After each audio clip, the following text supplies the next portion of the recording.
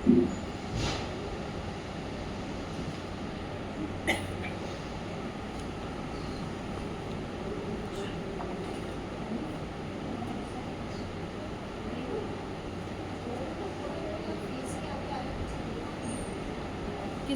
उसको? माइक को? स्टूल ऐसे कर दो।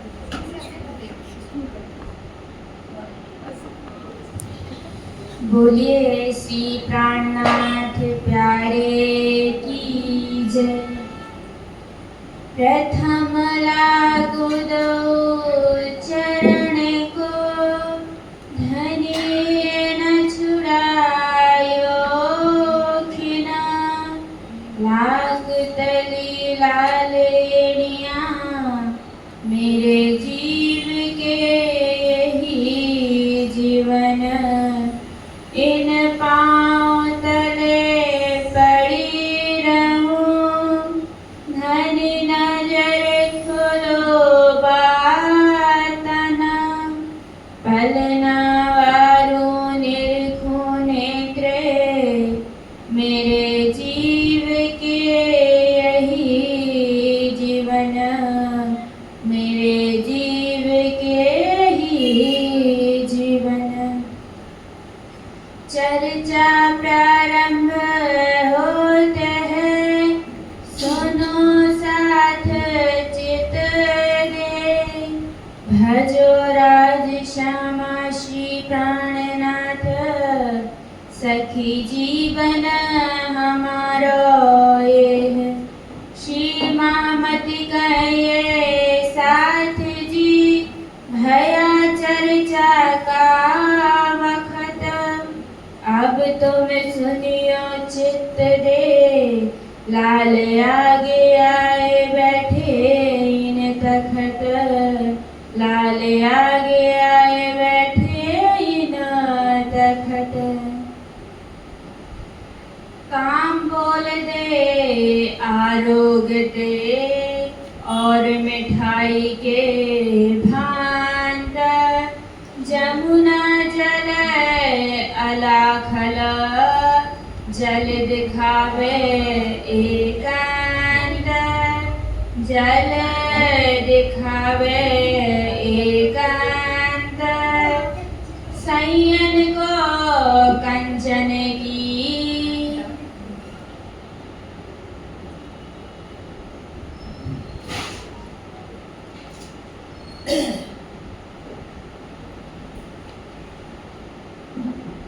आप हर श्री राज्य अक्षाधी धाम के धनी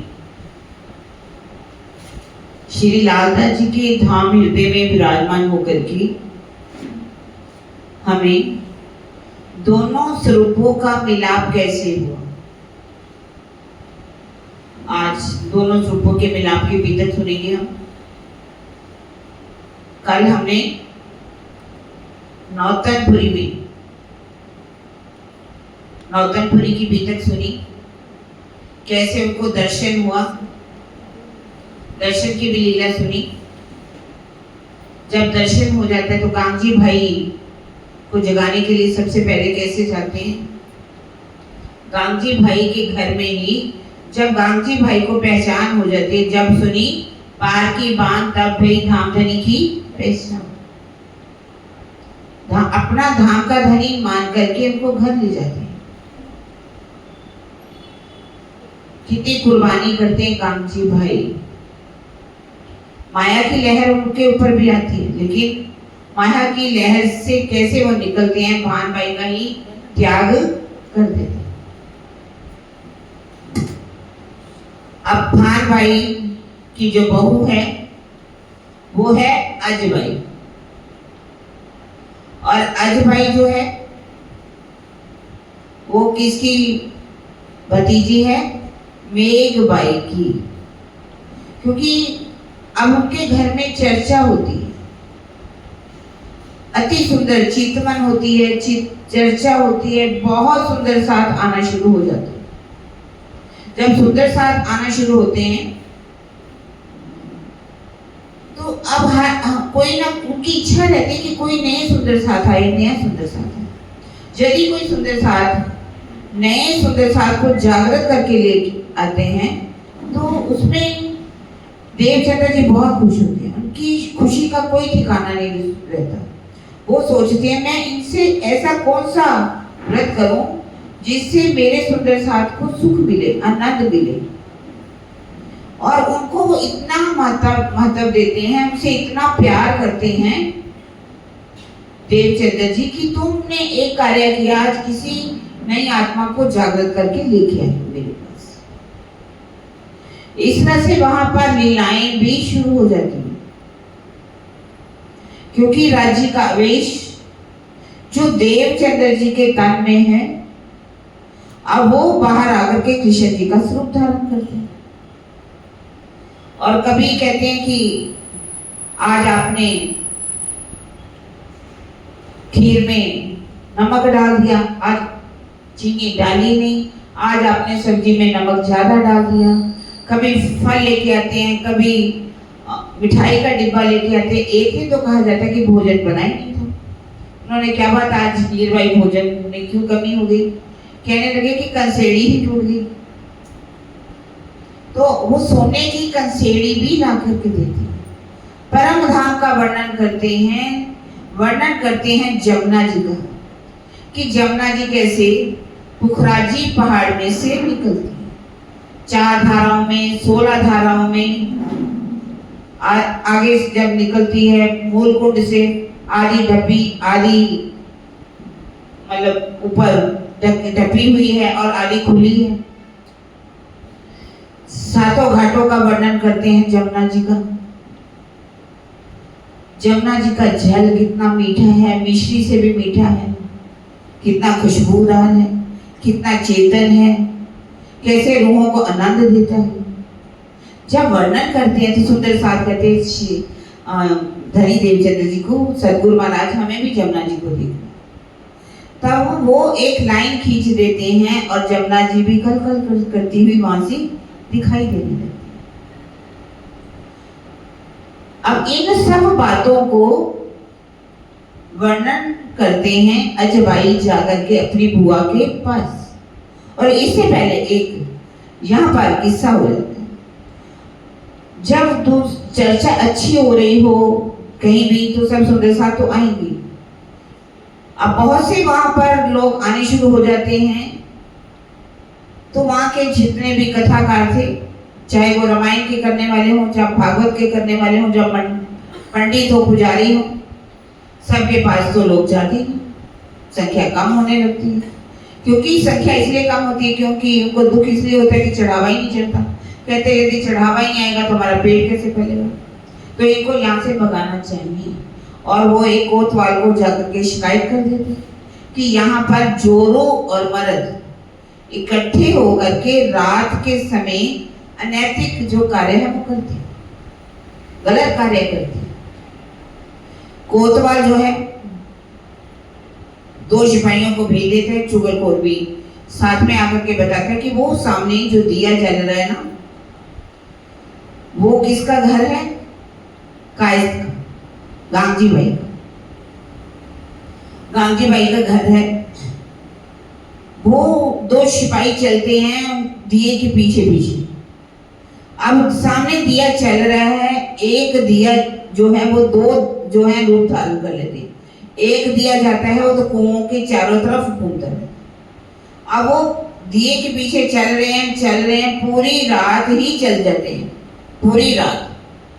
प्रातः काल का जब समय होता है वो देखते हैं कि कुआं जो है उसकी मुंडेर भी टूटी हुई है। गलती से मेरा पांव अगर इसमें आ जाता तो आज तो मेरे जीवन का अंत हो जाता। और एक जो है वो दिया चलता चलता धरोल में मोहबड़ जी का गांव था, वहां पहुंचा। प्रातः काल का समय वो भी हो जाता। तो वहां देखते कि कुछ बनिहारन पानी भर रही थी। पूछता एक बनिहारन से कि ये कौन सा गांव है? ये नौतनपुरी है। कहते क्या तूने पी रखी है क्या तूने अपने बाप का गांव समझ रखा है? ये तो मोहबड़ जी का गांव है। अब इनको समझ आई कि मैं 12 कोस चल करके आ गया। 12 कोस का मतलब क्या है? 36 किलोमीटर रातों रात वो चल करके पहुंच गए। उनके घर में भी बहुत लड़ाई झगड़ा होता है। दोनों की पत्नियां कहती तेरा पति ले गया, तेरा पति ले गया, क्योंकि वो दोनों आई नहीं। जब पति घर में ना आए तो रात को नींद भी किसको? पूरी रात वो जागती हैं। उसके बाद भी वो कितना समय लगा होगा, जब आते हैं दोनों मिलते हैं, अपनी अपनी बात बताते हैं कि आज हमारे साथ क्या हुआ। आज तो इस चुगलखोर ने हमें मरवा ही दिया था। यदि ये चुगलखोर मुझे मिल जाए तो मैं इसको छोड़ूंगा नहीं। इस तरह से वहां पर बहुत से किस्से होते रहते हैं, कई भांत के। कैसे भोजन करवाते हैं तो तंबोर जो है पानों का बीड़ा भी खिलाया जाता है। अब ये सारी बातें अजबाई जो है, गांगजी भाई के दो पुत्र हैं। एक हैं श्याम जी जिनकी पत्नी है अजबाई, और एक है मानबाई, एक है मानबाई का पुत्र।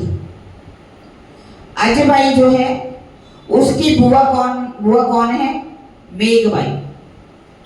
मेघबाई जो है किसके घर में ब्याही हुई थी? केशव ठाकुर जी के घर में। केशव ठाकुर जी के घर में उनकी माता का नाम था धनबाई।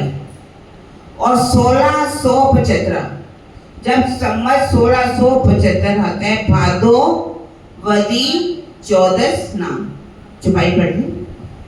संवत 1675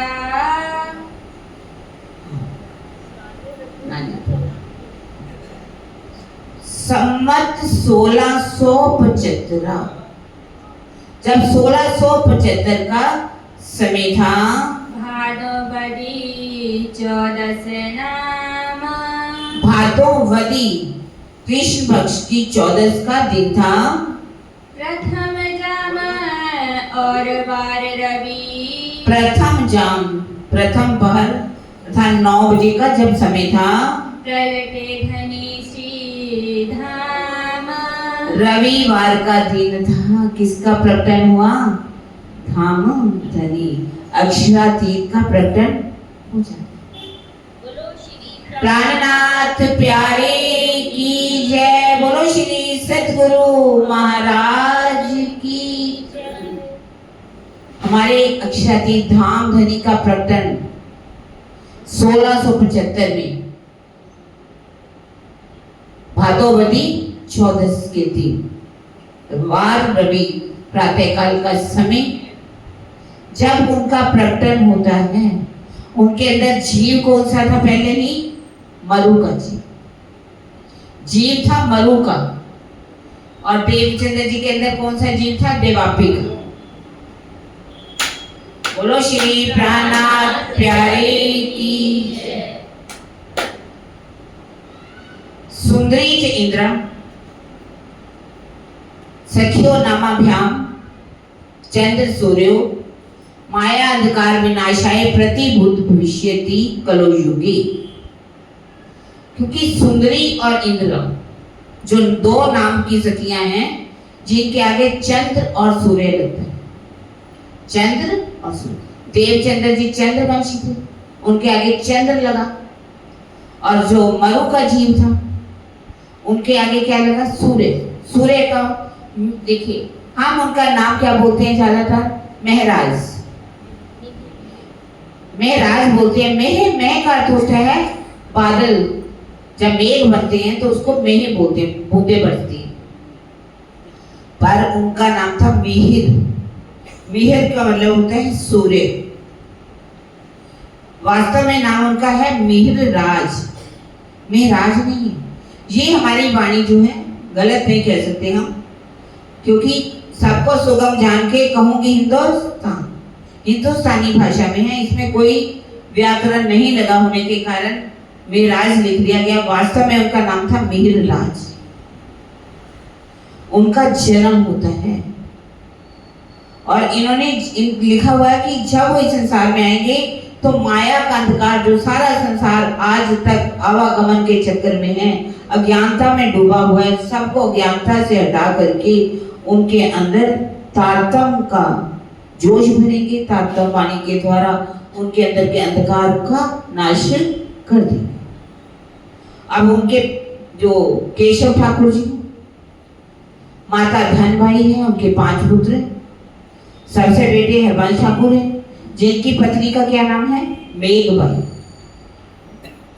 दूसरे कौन है? सामलिया ठाकुर।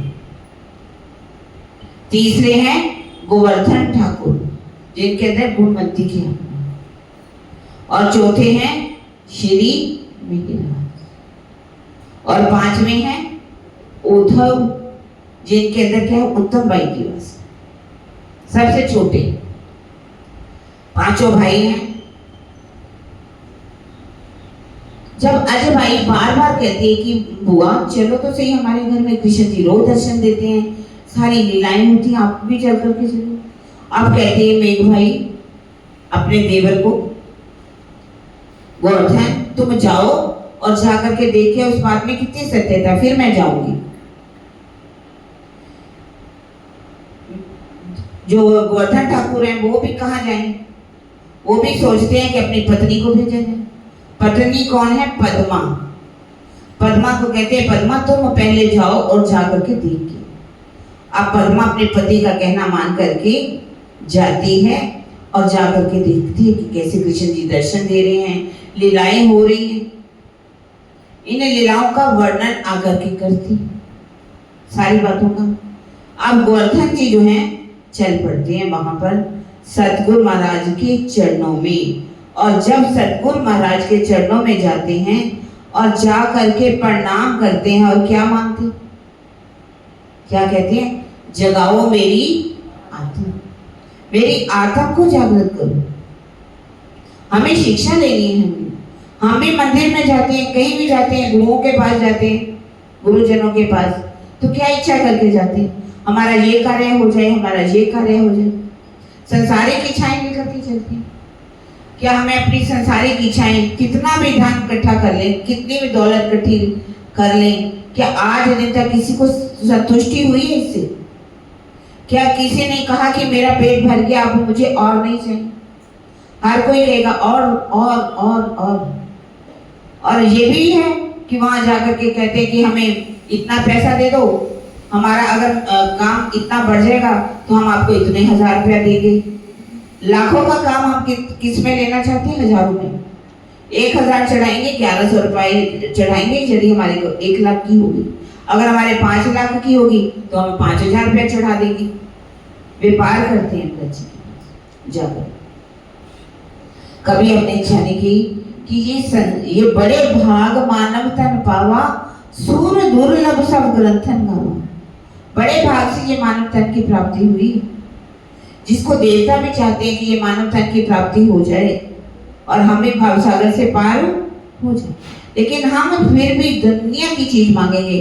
कभी ये नहीं कहा कि ये बच्ची, ये जो मानव तन मिला है और आपकी पहचान हुई है, हमें अब अपना सुख दीजिए, अपना आनंद दीजिए, हमारी आत्मा को जागृत कर दीजिए। ये है गोवर्धन जी। और क्या कह रहे हैं? जगाओ मेरी आत्मा को जागृत करो। अब वो आते हैं, चर्चा सुनते हैं। प्रतिदिन चर्चा होती है वहां पर, और चर्चा सुनकर सारी बात घर में जाकर के करते। उस समय में राज की आयु कितनी हो गई थी? 12 वर्ष 2 महीने 4 दिन, जब गोवर्धन जी उनके पास चरणों में आते। इस तरह से रोज जाते हैं, आकर के बात करते हैं। विराज क्या कहते हैं कि भैया मुझे भी ले चलो, मुझे भी ले चलो। वो कहते हैं कल मैं पूछ कर के आऊंगा, तुम्हें ले चलूंगा। रोज बहाना करते करते 5-6 दिन बीत जाते हैं, जब उनकी आयु हो जाती है 12 वर्ष 2 महीने 10 दिन की। जैसे ही अब तो कहते आज तो मैं नहीं रुकूंगा, मैं आपके पीछे पीछे चलूं। रोते रोते मेरा जी पीछे पीछे जा रहे हैं भाई के। और जैसे वो अंदर हाथ छुड़ा करके अंदर चले गए, जाके सतगुरु महाराज के चरणों में प्रणाम करते हैं। कहते आज मेरा छोटा भाई रोता रोता मेरे पीछे आ गया, वो आपके दर्शन करना चाहते हैं। कहते गोवर्धन जाओ और उनको लेकर के आओ। क्योंकि बचपन जो होता है, जब बालपन होता है तो बुद्धि बहुत निर्मल होती है, अंदर निर्विकारता होती है, निश्चलता होती है। और जब किसी का दिल निर्विकार हो, निश्चल हो, तो उसको परमात्मा के दर्शन बहुत जल्दी हो जाते हैं। जैसे कि ध्रुव था, ध्रुव को भी कितनी उम्र में दर्शन हो गए थे? 5 वर्ष की आयु में। आपने देखा होगा, जो सुनी होगी ये कहानी, ध्रुव जो था उत्पानपाद का बेटा था, राजा उत्पानपाद। शंभु जो है उसके मनु के बाद उनकी जो औलाद थी उत्पानपाद थी, और वो उनके बेटे थे ध्रुव। उसकी 2 रानियां थी, एक थी सुनीति और एक थी सुरुचि। सुनीति बड़ी थी, सुरुचि छोटी थी। उनका बेटा था उत्तम। जो बड़ी थी उसका बेटा तो ध्रुव था ही, पहले बड़ी थी वो। उत्पानपाद राज्य को जीत करके जब वापिस लौटता है, तो जो छोटी महारानी है सुरुचि, वो कहती है कि वो आरती मैं उठाऊंगी। वो राजा बहुत अच्छा था, राजा का जो वजीर था उसने कहा देखो ये अधिकार तो बड़ी महारानी का है, आपका अधिकार नहीं, आप नहीं कर सकती। कहती नहीं, मैं ही करूंगी। राजा के सामने जाकर के कहती कि आरती तो मैं ही उतारूंगी। तो राजा भी कहता है क्योंकि कोई बात नहीं, अगर आज इसने कर ली तो क्या हुआ, बड़ी का अधिकार छोटी को दे दिया गया। और सीधा ही उनके कक्ष में पहुंच गए राजा। और वो जो रानी थी, अपने प्रेम बाज में इतना उसने बंधन में बांधा कि वो बड़ी रानी को भूल जाए और उसका बेटा जो ध्रुव है गादी पर ना बैठे। देखिए, ये बेटा ध्रुव अपनी माँ को कहता है, सुनीति को, माँ मैं अपने पिताजी से मिलना चाहता हूँ, मैं अपने पिताजी से मिलना चाहता हूँ। माँ कहती देखो बेटा, आज पिताजी तुम्हें नहीं पूछेंगे, तेरा दिल दुखा देंगे, तो मत जाओ। कहता नहीं, ऐसा नहीं हो सकता, मैं भी तो उनका ही बेटा हूं ना माँ, मुझे मिलने दो ना।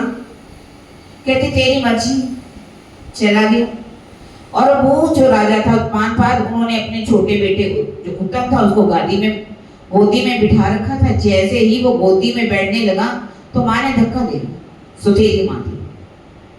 कहने लगी अगर तूने अपने पिता की गोद में बैठना है तो मेरी जैसी माँ के गर्भ से तूने जन्म लिया होता तो तभी तो गर्भ में गोद में बैठ सकता है, तो इसके अलावा मैं तुझे गोद में नहीं बैठने दूंगी। और इसके लिए तुझे बहुत पुण्य कर्म करने पड़ेंगे, और पुण्य कर्म करने के लिए तुझे परमात्मा को खुश करना पड़ेगा।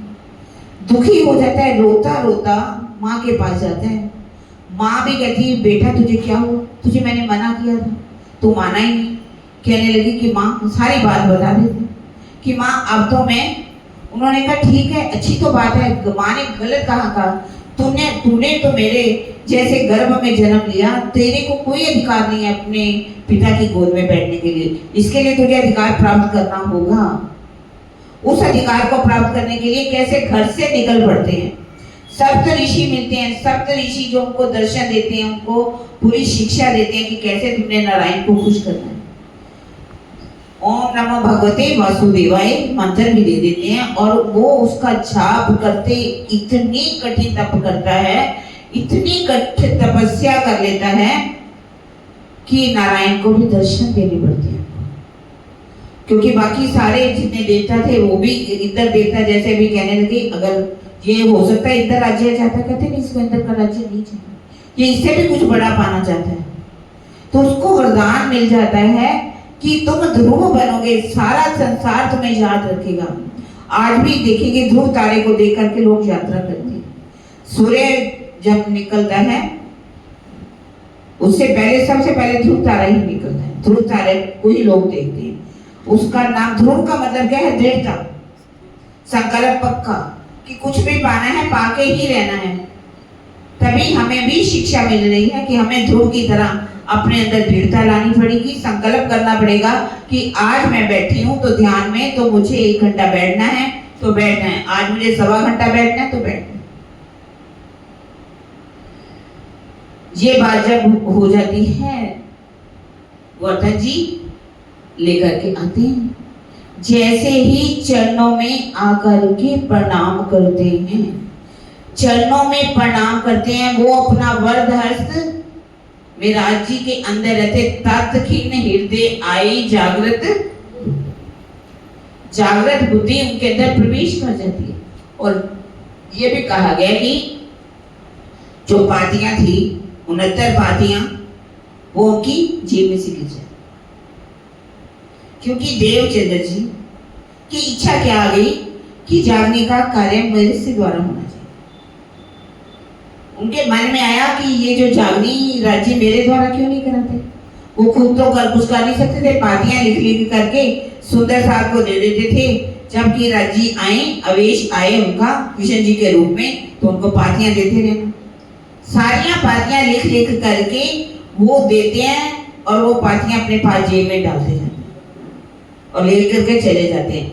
जैसे ही इंद्रावती जी की आत्मा मेराज जी के अंदर है, आकर के चरणों में प्रणाम करती है, तो पातियां गिर जाती हैं। वाणी में क्या आया है? यो नतर पातियां लिखियां धाम धनी पर, तब सैया हम भी लिखी पर नेक न दई।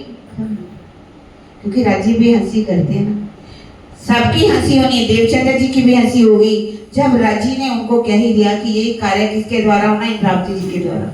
फिर क्यों उन्होंने इच्छा की? उनके अंदर चाहत आ गई कि ये जागने का कार्य मेरे द्वारा होना चाहिए। इस तरह से अब दोनों भाई आकर के सारी बात बता देते हैं उनको। जागृत बुद्धि का मतलब यही होता है कि कोई विशेष ऐसा नहीं है। जो हमारी बुद्धि है ना, स्वप्न की बुद्धि, जब उससे हद से परे, बेहद से परे वो परम धाम, उसका पूरा ज्ञान हमारे हृदय में आना शुरू हो जाए, परम धाम की पहचान होनी शुरू हो जाए, तो वो जागृत बुद्धि हमारे हृदय, वो स्वप्न की बुद्धि कौन सी जागृत बुद्धि का रूप धारण कर लेती है। इस तरह से जागृत बुद्धि जब उनके हृदय में आ गई, अब आकर के सारी बात उन्होंने बता दी कि शकुंडल साकुमार की पर को भी तुम्हें जागृत करके लाना है। शकुंडल और साकुमार की आत्मा जो कि देख में उन्होंने कहा कि मुझे दोनों आत्माएं दिखाई दे रही हैं, ये किसी राजघराने में आई हैं और राजघराने में इनकी पारात्मा पर हंसी के भाव है, क्योंकि ये किसी राजा के परिवार में हैं, इसीलिए ये हंस रही हैं और इनको तुम्हें जागृत करके लाना है। जब तक ये जागृत नहीं होती, ये खेल चलता रहेगा और ये जैसे ही जागृत हो जाएगी, इसके बीच में 12,000 आत्माएं भी जागृत हो जाएंगी।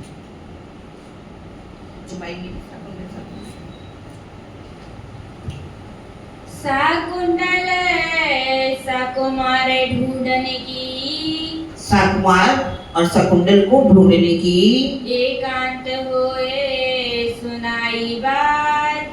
एकांत में उनको बता दिया कि इन दोनों आत्माओं को तुम्हें जागृत करके लाना है। मूल स्वरूप उनके हंसत हैं। मूल स्वरूप क्या? उनकी पारात्मा के ऊपर कैसे भाव दिखाई दे रहे हैं? ओ खेल में अपनी जात। हंसी के भाव है। वो हमारी परम धाम की आत्माएं हैं दोनों, शकुंडल और साकुमार। जैसे कि अब कोई कहे कि दो स्वरूपों पर हंसी के भाव कैसे हैं? सारी हमारी पारात्मा तो सबकी राज्य के चरणों में बैठी हुई है और उनके ऊपर हंसी के भाव कैसे? ऐसा तो है नहीं कि परम धाम में वाहिदत है, एक दिली है, सबके ऊपर भाव तो इकट्ठे ही आने। सबने हमने ऐसा नहीं वो जागृत हो गई और वो हंस रही है, ऐसा नहीं, सिर्फ भाव दिखाई दे रहे हैं। जैसे कि आपके घरों में भी छोटे छोटे बच्चे पैदा होते हैं, जब थोड़े से तो क्या है, कभी वो हंसते हैं तो कभी सोए होते हैं, सोए सोए ही उनके ऊपर हंसी के भाव दिखाई देने शुरू हो जाते, तो कभी लगता है कि वो रो रहे। इसी तरह से उन्होंने कहा कि इनके भाव जो हैं हंसी के दिखाई दे रहे हैं, इनको जागृत करके लाओ। किसी राजा परिवार में ये दोनों आई। दोनों भाइयों से अब उनसे जब बातचीत होती, दोनों बड़े प्यार से मिल करके चर्चा सुनने आते, दिन रात चर्चा में लग जाते। जो बड़े भाई थे हरबंश ठाकुर, वो तो कपड़िया में जा चुके थे बेग भाई के साथ। आज सारा घर का बोझ किसके ऊपर आ गया? सांवलिया ठाकुर के, क्योंकि गोवर्धन ठाकुर हैं और मेराज जी हैं, ये दोनों तो चर्चा में लग गए, बाबा जी बन गए। और जो उद्धव है वो तो बहुत छोटे हैं, वो क्या कार्य करते, सारा काम माँ कभी कुछ कहती काम के लिए, कभी कुछ कार्य में इतना गुस्सा एक दिन आ गया। ये दोनों भाई मिलकर के चर्चा सुन करके जब आ रहे होते हैं बातें करके करते, तो बहुत भाई को गुस्सा होता है। क्या कहते हैं कि देखो तुम दोनों भाई बहुत बिगड़ चुके हो, आज मुझे अपने पिताजी को कह करके तुम्हारे जो सदगुरु है ना धनी देवचंद्र जी, उनको और गांगजी भाई दोनों को शहर से निकलवाना पड़ेगा, तभी तुम सुधरोगे। जब ऐसी बात करी तो दोनों भाइयों को गुस्सा भी आ गया। गुस्सा भी यहाँ इतना आया कि कहा जाता कि तलवार भी निकाल करके मारने के लिए दौड़े। तो सावलिया ठाकुर इतना डर गए, माँ की गोद में जाकर के माता की ओड़ में लेकर के खड़े हो गए। माँ ने बीच बचाव किया, बात था, लड़ाई झगड़ा खत्म किया। रात को जैसे कि शिव ठाकुर आए, उन्होंने कहा देखो आप तो बाहर जा करके वजीरगिरी करते हो, सबके फैसले करते हो, आज तो घर में मुकदमा हो गया, सारी बात बता देते। कहते ठीक है मैं फैसला करूंगा प्रातः काल। दोनों भाइयों को बुलाया जाता है, कहते देखो तुम्हारे सदगुरु महाराज ने और गांगजी भाई ने चर्चा किससे सुनी? कहते कांजी भट्ट से। आप दोनों, मेरा हुक्म है आज के बाद आप कांजी भट्ट से ही जाकर के चर्चा सुनोगे, वहां पर नहीं जाओगे। कहते ठीक है पिताजी हम जाएंगे, लेकिन शर्त है हमारी एक, हम कुछ प्रश्न पूछेंगे उनको, यदि उन्होंने हमारे प्रश्नों का उत्तर दे दिया तो हम चर्चा वही सुनेंगे। पिताजी दोनों को लेकर के कांजी भट्ट के पास चले जाते। जैसे ही चर्चा समाप्त होती है वहां पर कथा, तो कहते देखो, कहते आज कैसे आना हुआ? कहते ये मेरे दोनों बेटे हैं, कुछ आपसे प्रश्न पूछना चाहते हैं, आप उनके प्रश्नों का उत्तर दीजिए। कहते ठीक है, आप बताइए कि 5 तत्व कितने? कहते 5 तत्व हैं, इसमें कोई बड़ी बात है, 5 तत्व है, 6 तत्व नहीं, पृथ्वी जल वायु अग्नि और आकाश। कहते गुण कितने हैं? कहते 3 गुण है, सतोगुण रजोगुण और तमोगुण, चौथा गुण नहीं है। कहते लोक कितने हैं? 14 लोक हैं, अतल वितल सुतल तलातल मातल रसातल पताल, भूलोक भूलोक स्वर्लोक मरलोक जानलोक तपलोक, सतलोक 15 लोक नहीं है। कहते प्रलय कितने प्रकार की? कहते 4 प्रकार की, नैतिक नैतिक प्राकृतिक और महाप्रलय। कहते ये बताओ जब महाप्रलय हो जाती है तो पार ब्रह्म का ठिकाना कहाँ पर? कहते हैं जो पार ब्रह्म है वो क्षीर सागर के अंदर अक्षय वट के ऊपर, अक्षय वट के पत्ते के ऊपर अंगुष्ठ मात्र होकर के रहते। कहते जब आपने बताया 5 तत्व हैं, 6 तत्व नहीं, 3 गुण हैं, चौथा गुण नहीं, 4 प्रलय है, 5वें प्रलय नहीं, 14 लोक है, 15वां लोक नहीं। तो आप बताइए जब प्रलय होगी ये 14 लोक का ब्रह्मांड ही नहीं रहेगा तो क्षीर सागर कहाँ रहेगा? अब कांची भट्ट जो है चकराने लगे। कहते बताइए जब 14 लोक ही नहीं रहेंगे तो आपका क्षीर सागर रहेगा कहाँ पर? तो क्षीर सागर के अंदर अक्षय वट कहाँ होगा? और उसके गोष्ठ मात्र होकर के पत्ते के ऊपर पारब्रह्म कैसे रहेंगे? कहने लगे देखो मुझे इतना ही ज्ञान है, ब्रह्मा जी ने भी इसके बारे में कुछ लिखा ही नहीं, व्यास जी ने भागवत के अंदर कुछ नहीं लिखा, तो मैं आपको उत्तर कैसे दूं? तो इसका भाव क्या है? सिर्फ अपना इतना ही सोच करके हम सोचे कि इस हो गई बात। ये अक्षय वट किसे कहते हैं? क्षीर सागर किसे कहते हैं? क्षीर सागर क्या है? ये मोह सागर का जो ब्रह्मांड है पूरा मोह सागर, इसको कहते हैं क्षीर सागर। और उसी के द्वारा ही किसकी उत्पत्ति होती है? इस संसार की। ये संसार बनता है, महातत्व बनता है, महातत्व से अहंकार बनता है, अहंकार के अंदर मानचित बुद्धि और अहंकार जो है महातत्व के अंदर बन जाता है। अहंकार की उत्पत्ति होती है, उसके बाद 5 तत्व बनते हैं, इंद्रियां बनती हैं, 5 कर्म इंद्रियां, 5 ज्ञान इंद्रियां, 5 तन मात्राएं, ये सारा ब्रह्मांड की उत्पत्ति हो जाती है। तो उन्होंने ये कहा कि आप ये बताइए था कि वो अक्षय वट है कहाँ पर? ये सारा ब्रह्मांड क्या है? अक्षय वट है। मोह तत्व के अंदर से जो ब्रह्मांड बनते रहते हैं, कई एक ब्रह्मांड नहीं, बेशुमार ब्रह्मांड है जिसकी कोई गिनती नहीं है। और ये ब्रह्मांड बनते हैं, ये ब्रह्मांड क्या है? अक्षय वट है, ये संसार है जिसे कि सौर मंडल भी कहा गया। ये हमारे इस ब्रह्मांड का एक सौर मंडल है और ये सौर मंडल की उत्पत्ति किससे होती है? आकाश गंगा से। और ये इसके अंदर चले जाते हैं धीरे धीरे ब्लैक होल तारे में, और ये एक छोटी आकाश गंगा बड़ी आकाश गंगा के अंदर, और बड़ी आकाश गंगा वो तत्व के अंदर जाकर विलीन हो जाती है और ये सारा ब्रह्मांड समाप्त हो जाता है। इस ब्रह्मांड के अंदर चेतन और अवचेतन जीव जो है बन जाते हैं। चेतन जीव है और अवचेतन भी है, और ये जो जितने भी चेतन जीव हैं इनके अंदर ये जो 5 तत्व का शरीर मिलता है, इस 5 तत्व के शरीर के अंदर क्या है? हमारे अंगुष्ठ मात्र क्या है? हमारा दिल, हमारा कहते हैं कि हार्ट जो है, जिसको स्थूल हृदय कहा गया, जिसके अंदर खून का सर्कुलेशन चलता है, फेफड़े साफ होते हैं, सारा यदि ये हार्ट काम ना करे तो हमारा शरीर समाप्त हो जाता है। इसी दिल जिसे कहा गया है, इसी दिल के अंदर अंतःकरण होता है जिसको कहते हैं मन, चित्त, बुद्धि और अहंकार। जीव जो है उसी के अंदर रहता है। जीव जो है, जीव का नाम कितना बताया गया है? जैसे एक बाल होता है ना, बाल के 10,000 टुकड़े किए जाएं, उससे भी सूक्ष्म जीव होता है। और इस जीव के अंदर कितना बल होता है, कितनी रोशनी होती है? 16 सूर्यों की रोशनी इस जीव के अंदर होती है। ये जीव जो है, ये जीव बहुत बलशाली होता है। अगर यही जीव चला जाता है गाय के अंदर तो गाय जैसा स्वभाव बना लेता है, और यदि यही जीव शेर के अंदर जाता है तो शेर का बल पकड़ लेता है। और ये जो जीव है इसका भी अंतःकरण है मन, चित्त, बुद्धि, अहंकार, और उसके अंदर ही वो नारायण का वास। और हमारे भी यही कहते हैं कि इसी जीव के ऊपर हमारी आत्मा जो है वो विराजमान। और ये सारी बातें क्या है? किसको कुछ नहीं पता? कान्जी भट्ट जो की कथा, जब उनको सारी बात बता दी जाती है, इसीलिए कहते हैं कि हृदय, ये अंगूठा अंगुष्ठ मात्र, दिल अंगुष्ठ मात्र है। अंगुष्ठ मात्र जो परमात्मा है वो सूक्ष्म अति सूक्ष्म है। जीव इतना सूक्ष्म है तो परमात्मा कितना सूक्ष्म होगा। यहाँ जो उनकी छवि आती है उसके लिए सूक्ष्म का है, परम धाम में नहीं कहा गया। परम धाम में तो वो नूरी स्वरूप में है। तो यहाँ पर जो जीव के ऊपर, ये जीव जो है, जैसे कहा जाता कि ये अपने शरीर छोड़ना चाहता है ना, तो उसी समय उसकी इंद्रियां, प्राण सब उसके अंदर आकर के सिमट जाते हैं।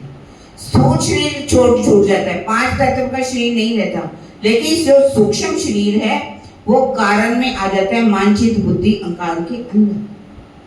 और ये जो जीव है उसके साथ वो दूसरे शरीर में जाकर के, क्योंकि उसकी इंद्रियां, हमारा मन, चित्त, बुद्धि, अहंकार, चित्त भी साथ में रहता है। तभी तो कहते हैं कि चित्त के जितने भी हमारे संस्कार हैं, जो भी कार्य किए हुए कर्म हैं, वो साथ में रहते हैं, कभी कहीं जाते नहीं। उन संस्कारों के हिसाब से ही हमें ये द्वारा योनि मिल जाती है। जैसे हमारे चित्त में संस्कार हैं उसी के अनुसार योनि हमें मिलती है। चाहे जैसे कर्म किए सारे वहां पर रहते हैं, सारे स्टोर रहते हैं उसमें। इस तरह से जब बात बताते हैं तो केशव जी हैरान हो जाते हैं, हमारे बेटों को इतना ज्ञान है। और उन्होंने कांजी भट्ट को भी हरा दिया, कहने लगे बेटा आप जहाँ चाहो जाकर के कथा सुन सकते हो। रही घर की बात, काम की बात, मैं एक नौकर रख दूंगा, वो घर का सारा काम करेगा, आप जहाँ चाहो कथा सुन सकते, मैं आपको मना नहीं करूँ। अब दोनों भाइयों में इतना प्रेम बढ़ने लगा, दोनों भाई बड़े प्रेम से जाते हैं आते हैं। लेकिन जैसे ही 1700 का समय आता है, गोवर्धन ठाकुर कथागमन हो जाए। प्रेम राज्य ने क्या देना? उनको दुख दिखाना, क्योंकि दुख बिना ना हुए जागनी जो कीजिए अनेक, कितना भी कर लो, दुख बिना हमारी जागनी नहीं हो सकती। दुख से घबराना नहीं चाहिए। चाहे साहेब संकुल हो गई तो दुख आवे तीन, इन दुनिया में चाह कर दुख ना लिया। तो ये दुख उनको जैसे ही मिला, 1700 का समय था। उनका बिछोहा भी बहुत अधिक हो गया, शादी भी उनकी हो चुकी थी। कहते 13 साल माया मिली, है ना, छुपाई है, बड़ी है। 13 बरस माया मिले। 13 वर्ष 87 से लेकर के 1700 तक 13 वर्ष हो जाते हैं। ताऊ पर लौकिक बोझ। उन्होंने लौकिक बोझ भी उठाया, क्योंकि 1695 में उनकी शादी फूलबाई के साथ भी हो गई और दोनों भाइयों का प्रेम भी बहुत था। हालांकि वो वाणी सुनते हैं, चितवन करते हैं, चर्चा सुनते हैं, लगे रहते हैं, लेकिन थोड़ा सा भी प्रेम उनका किसके प्रति था? फूलबाई के प्रति भी था, अपने भाई गोवर्धन ठाकुर के प्रति भी था, और छोटा सा कलंक भी उनके ऊपर लग गया। हम तो सोचिए पूरी उम्र अपने परिवार में, संबंधियों में, उनके मोह पाश में पूरी तरह से जकड़े रहते हैं। पोते पोतियां, दोते दोतियां, उनसे तो ज्यादा ही अधिक प्रेम होता है। जितना प्यार बहुओं से नहीं होगा उतना पोते पोतियों में, बेटियों में नहीं होगा, लेकिन दोते दोतियां बहुत प्यारे रहते हैं। कितनी उम्र भी हो जाए कहेंगे ना ना ना ना, अभी तो मैंने अपने पोते की शादी दे दी। पोते की शादी हो गई तो फिर क्या कहेंगे? अभी उसके घर में पुत्र भी तो है ना, उसको उठाना भी तो है, उससे प्रेम भी तो करना है। मुझे सोने की सीढ़ी चढ़ना है तो मुझे मेरे पोते पोतियां तो होने दो। प्रेम हमारा बढ़ जाता है, राज्य के प्रति जो हमारा प्रेम होना चाहिए वो नहीं हो पाता। इस तरह से 1700 का जब समय आ गया उनके ऊपर भी, पर उनकी आत्मा क्या करती है? मौज बसे रमेश श्रीराज तरफ रहत हैं। पर उनकी सुरता किस में लगी रहती है? राज्य की तरफ लगी रहती है। रमे बीच कौसर हौज कौसर में कहते कि तुम परम धाम के लोगों कहते तुम हौज कौसर की मछली। हौज कौसर की मछली क्या है? हमेशा हौज कौसर की मछली का मतलब आनंद में डूबी रहने वाली, प्रेम में डूबे रहनी। मेरा राज्य भी परमात्मा के इस राज्य के प्रेम में, हौज कौसर में, परम धाम में, जमुना जी में हमेशा इन सुखों में डूबे रहते हैं। इस तरह से उनके मन में क्या आता है कि देवचंद्र जी चर्चा करते हैं, परम धाम का वर्णन करते हैं, कभी हौज कौसर का वर्णन करते हैं, कभी माणिक पहाड़ का वर्णन करते हैं, कभी वो जमुना जी का वर्णन करते हैं, कभी फूल बाग का वर्णन करते हैं, कभी नूर बाग का वर्णन करते हैं। मैं क्यों नहीं देखता? मुझे क्यों नहीं दिखाई? इसका मतलब क्या है कि मेरे अंदर क्या है? अवगुण। मुझे अपने अवगुणों को निकालना होगा। अब अवगुणों को निकालने के लिए अपना भोजन कितना कर देते हैं? 1 पैसे भर का। 1 पैसा कितना होता है? छोटा पैसा होता है। थोड़ा थोड़ा खाना लेते हैं, इतना भोजन कम कर देते हैं, इतना कि हड्डियां जो है निकलनी शुरू। फिर भी सदगुरु महाराज के पास कहते, सदगुरु महाराज आप मेरे अवगुणों को बता दीजिए, मेरे अवगुण कौन कौन से? कहते देखो तुम्हारे अंदर कोई अवगुण नहीं, तुम परम धाम की निर्मल आत्मा। फिर भी सोचते हैं कि नहीं, मेरे अंदर कुछ अवगुण तो है। अपने घर में ये इतना शरीर को कसनी में उतार दिया, अपनी इंद्रियों की परख करते कि मेरी इंद्रियों के अंदर कोई इच्छा तो नहीं। बाजार में चले जाते, बाजार में जाकर के देखते मेरी इंद्रियां जो हैं, ये जलेबी खाने की इच्छा तो नहीं कर रही, ये पकौड़े खाने की इच्छा तो नहीं कर रही, ये कुछ खाने की इच्छा तो नहीं कर रही। परख करते हैं अपनी इंद्रियों की। फिर सोचते हैं कि मेरे पास घर में पैसा पड़ा, ये मेरे लिए अवगुण है। सारा पैसा ला करके सदगुरु महाराज के चरणों में, फिर कहते नहीं, अभी भी मेरे अंदर कुछ अवगुण है। मेरी पत्नी के पास क्या है? गहने हैं, इनको भी मुझे सदगुरु महाराज के चरणों में रखना है। पत्नी से गहने इत्यादि ये सोना चांदी जितना भी था उठा करके चरणों में रखती हूँ, क्योंकि उन्हें सुन रखा था कि सोने के अंदर क्या होता है? कलजुग। क्योंकि राजा परीक्षित जो थे, जिस समय उनको गादी पर बिठाया गया, सोने का मुकुट पहना दिया गया और वो रथ पर बैठ करके जा रहे थे। वहां पर श्रृंगी ऋषि जो थे, उनके जो पिता थे शोभांगी कुछ नाम है उनका, वो तप कर रहे थे। सब उनको राजा बने हैं परीक्षित, तो सारे उठ करके प्रणाम कर रहे हैं, झुक झुक करके कर रहे हैं। तो वो तो ऋषि थे, बड़े ध्यान में डूबे थे, उनके पता कौन राजा कौन ध्यान में डूबे थे। उनको इतना गुस्सा आया कि इन्होंने मुझे प्रणाम नहीं किया और उठे और जाकर के वहां एक मरा हुआ सांप पड़ा था उनकी गले में डाल दिया। जब श्रृंगी ऋषि वहां पर उनके बेटे आए, उनको गुस्सा आ गया कि इन्होंने मेरे पिता को कि गले में सांप डाल दिया। उन्होंने कहा ऐसे ही सांप के द्वारा, तक्षक सांप के द्वारा तुम काटे जाओगे आज से 7वें दिन। श्राप दे दिया उनको। और वो किस तरह से भागवत सुनते हैं। भागवत सुनने के बाद 7वें दिन वही तक्षक सांप जो है, ऐसी जगह कथा हो रही है, पूरी चारों तरफ पानी है, बीच में एक स्टेज बनाई गई है जहां राजा परीक्षित सुखदेव जी से कथा सुन, परीक्षित जो है उनसे सुन रहे हैं। पर उन्होंने ऐसा सांप था जो इच्छाधारी था, उसने जा करके फूलों के टोकरे में बैठ के जब पूर्ण आहुति होनी थी और जा करके अपना रूप धारण किया और राजा को काट दिया। अब उन्होंने दिल में ये सोच लिया कि किसके अंदर, सोने के अंदर क्या है, कलयुग। क्योंकि ऐसा क्यों क्या कहा जाता है कि जैसे ही उन्होंने सोने का मुकुट घर जाकर के उतारा तो उनकी बुद्धि काम करने लगी, ये मैंने क्या कर दिया। तभी उनको पता चला कि मैंने कर क्या दिया, ये मुझसे ये सोने के अंदर कलयुग है।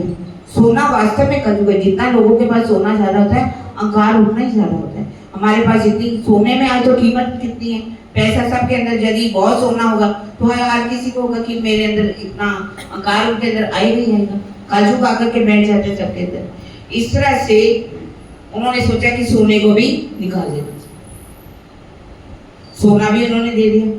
फिर भी देखा कि उनकी अभी आत्म जागृत नहीं हुई। शरीर बिल्कुल हड्डियों का ढांचा बन गया, सिर नारियल की भांति हो गया, अब शरीर काम नहीं कर रहा। गांधी भाई की बहन कौन है? बाल भाई आकर के कहती सतगुरु महाराज, पहला भाई तो पहले चला गया, अब दूसरा भाई भी चलने का तैयार, उनको बुलाओ और उनसे पूछो आखिर क्या बात है, क्या चाहते क्या। उनको बुलाया जाता है विराट जी को। उन्होंने कहा कि आप क्या चाहते हो। कहते देखो आप मेरे शरीर के अवगुणों को बता दीजिए कि मेरे अवगुण क्या हैं। कहते हम आपको पहले ही कह चुके कि आपके अंदर कोई भी अवगुण, क्योंकि आत्मा के अंदर तो वास्तव में कोई अवगुण होता ही नहीं। अवगुण किसके अंदर होता है? जीव के अंदर होता है। जीव के अवगुण तो सबके अंदर है, पर उनके अंदर तो जीव के अंदर भी अवगुण नहीं था, कोई जीव। उन्होंने कहा कि आपने अगर इनके स्वरूप की पहचान करनी होती तो एक पल भी आप उनको छोड़ना नहीं, आप उनकी परिक्रमा करते रहते। और उन्होंने भी कहा सतगुरु महाराज ने, अगर तूने मेरे अंदर बैठे स्वरूप की पहचान करनी होती तो ये जो इच्छा कर रहे हो कोई भी वो नहीं करते। बताओ तो सही आपके अंदर इच्छा क्या है। उन्होंने कहा कि मैं जब आपकी चर्चा सुनता हूँ और चर्चा में मेरे आंखों में से, नैनों में से जल की धाराएं निकलती। उन्होंने कहा कि यदि तूने मेरे स्वरूप की पहचान करनी होती तो तुझे शरीर की सुध रहनी ही नहीं चाहिए। तुझे शरीर की सुध है, तुझे तभी तो पता चलता है ना कि मेरे आंखों में से आंसू निकल जाते। यदि आपके अंदर आंसू निकल रहे हैं, जब ध्यान लगा रहे हो, जब आप याद में हो, तो आप ये बात दूसरों को बता सकते हैं कि मेरी आंखों में आंसू निकल रहे हैं। वाणी में भी आता ना, पतंग कहे पतंग सुन। एक पतंगा दूसरे पतंगे के कहता है कि चल मैं तुझे दीपक दिखाऊं। वो कह रहे या तो वो दीपक नहीं या तो पतंगा नहीं। पतंगा तो वो है जो देख करके उसके ऊपर कुर्बान हो जाता। तुम्हें तो धनी के ऊपर कुर्बान हो जाना चाहिए था, परिक्रमा करनी चाहिए थी। उन्होंने फिर पूछा कि बताओ तुम्हारे अंदर इच्छा क्या है। उन्होंने कहा तुम देखो, मैं क्यों ना, तुम्हें परम धाम दिखाई देता है तो मुझे क्यों नहीं दिखाई देता।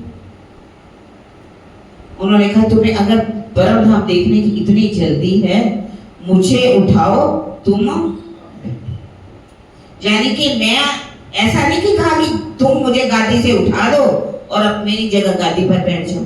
गादी पर बैठने पर कभी भी दर्शन नहीं है। कोई भी गादी पर बैठ जाए तो कहे कि मुझे दर्शन हो जाएंगे, हो जाएंगे क्या? बिहारी जी गादी पर बैठेंगे ना अभी, तो क्या परम धाम की नियामत उनको मिली? तारतम का ज्ञान उनको मिला? कोई चर्चा सुनाई उन्होंने? कोई सुंदर साथ को जगाया उन्होंने? गाड़ी पर बैठने से कभी सोचो कि कोई उन पर बेहर हो जाएगी? नहीं। उन्होंने कहा कि मैं अपना तन छोड़ देता हूँ, जैसे ही मेरा तन छूटेगा और मेरी जो परम धाम के अंदर युगल स्वरूप मेरे हृदय में विराजमान है, वो तुम्हारे धाम हृदय में विराजमान हो जाएगा।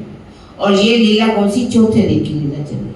और ये लीला जब चल रही है तभी एक ही तन से ये लीला चलेगी, दूसरे तन से। उसके लिए मुझे अपना शरीर छोड़ना। इतना दुखी हो जाते कि मेरे कारण मेरे सतगुरु महाराज दुखी हो जाए। मैं आपसे होड़ लगा के बैठ गया, पर कदम आगे उतरेगा ना। पति श्रोमण जो के जो मैं किए साहिब से द्वेष, मैं अपने प्रीतम से ही द्वेष लगा करके बैठ गया। आपको परम धाम दिखाई देते तो मुझे क्यों नहीं दिखाई देते? मैंने कितना कार्य गलत किया। अब उस बाल भाई कहती देखो इनको कुछ कार्य देना चाहिए ताकि इनसे अंदर से जो विरह विराग है वो समाप्त हो जाए। कहते जाओ कुछ किताबें लिख करके देती, बुद्ध गीता, बुद्ध स्तोत्र, ईश्वर तंत्र इत्यादि किताबें जा करके लेके आओ गुजरात से। गुजरात का जरा शब्द आ जाए समझ लो अहमदाबाद की बात की गई। अब वहां से चलते हैं किताबें लेने के लिए। जैसे वहां से किताबें लेने के लिए जाते हैं तो रास्ते में नौतनपुरी से चलते हैं तो एक आश्रम दिखाई देता। आराम के लिए थोड़ी देर के लिए आश्रम में जाते हैं तो वहां पर एक बुजुर्ग से बैठे हुए थे। उन्होंने कहा बेटा क्या हुआ, क्या चाहिए तुम्हें? कहते मैं किताबें लेने के लिए जा रहा हूँ सतगुरु महाराज की इच्छा से। तो वो किताबें निकाल करके उन्होंने उनको दे दी। किताबें लेकर के जैसे ही वापस मुड़े देखा ना कोई आश्रम कुछ भी। अब सोचते हैं कि ये तो वापस आ गए, अब इनको अरब देश में भेजना चाहिए खीरता भाई के पास, क्योंकि सुंदर साथ की संख्या इतनी अधिक बढ़ती गई। और गांधी भाई के दिल में हर बार इच्छा रहती है कि मैं कितनी सेवा करूं सुंदर साथ की, कैसे करूं? ये मेरा परम धाम का सुंदर साथ है, ज्यादा से ज्यादा मैं इनको रिझाऊं, इनकी मैं सेवा करूं। नए नए पकवान बनाते, नए नए तरीके के कुछ ना कुछ कार्य करते रहते। और पैसा तो आखिर एक कुबेर का भी खजाना खाली होना शुरू।